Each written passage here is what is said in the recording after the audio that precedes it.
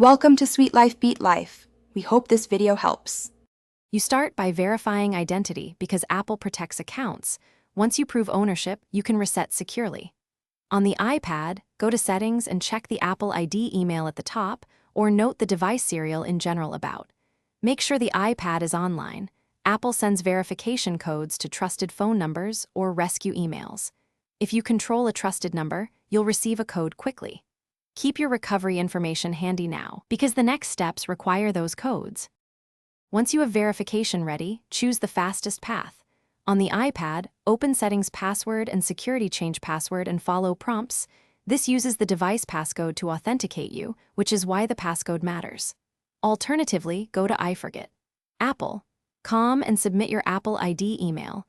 Apple will guide you through sending a verification code to a trusted contact.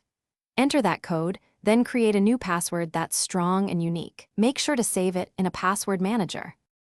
After resetting, sign back into iCloud and all Apple services on the iPad.